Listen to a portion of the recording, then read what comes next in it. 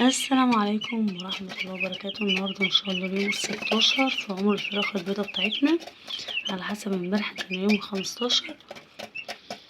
طبعا زي ما شفتوا امبارح احنا كنا جايين من سفر وبطلانين وتعبانين، وبصوا بقى كنا متفرهدين، فمعرفتش بقى صورتكم زي الناس كده. الصفر بتاع امبارح ده كان يادوبك كده ايه، عرفتكم ازاي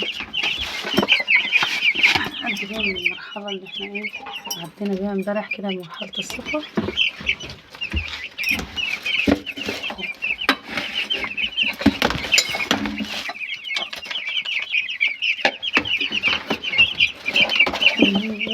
انا عرفت الشحطة لسه، لا عرفت كيف، فانا هسيبهم ينقوا بقى.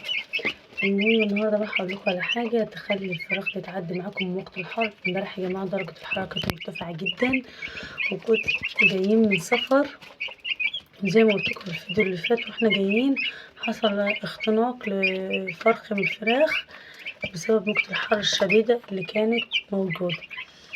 فجبت لهم تحصينة عمر 15 يوم عشان الزرقان والاختناق والحر والاحتباس الحراري والحاجات دي كلها.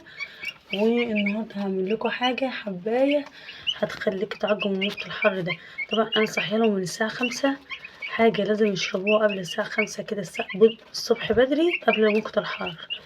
هيشربوا الحاجه ديت وتعدي معاكم من وقت الحر ايه بسلام. تعالوا اقول لكم بقى انا عملت لهم ايه. بصوا بقى جبت لهم كده ايه لتر ميه زي ما انتم شايفين اهو، حطيت لهم عليه حبايه اهو. حبايه من اللي انا بقول لكم عليها دي هتخلي موجة الحر تعدي بطريقه غير عاديه. هيخلي الحر يعدي معانا بطريقه غير عاديه اهو، وتخلي الفراخ تنعنش معانا كده. الفراخ كانت جايه امبارح بقى حرانه وبتنفخ والدنيا كانت حر، فالنهارده ان شاء الله نظبطهم بقى كده ايه لما يستقروا في المكان اللي هم موجودين فيه ده.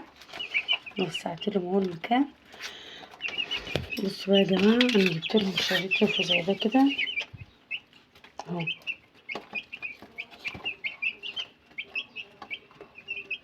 البيطر قال لي ما تقطعش الرفو، اداني تحصينه وقال لي اول ما تصحى الصبح تحط قرصين على لترين ميه، ده قرص على لتر واحد ومدوباه فيه كده. هما بقى ان شاء الله هيشربوا منه عشان يعدي معاهم موجة الحر. كل يوم الساعة 5 الصبح على اقصى فترة تقدري تصحي، اكتر ميعاد تقدري تصحي فيه الصبح بدري. تصحي الصبح من بدري تحط لهم ميه فيها ريفو والتحصينة اللي انت جايباها.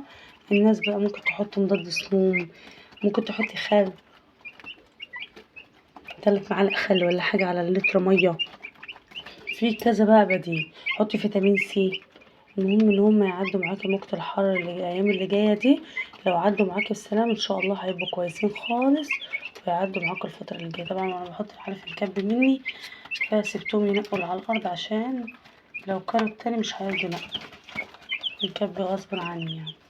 يا رب الفيديو بتاع النهارده يكون عجبكم، ما تنسونيش في اللايك والشير، تشتركوا في القناه. والسلام عليكم ورحمه الله وبركاته.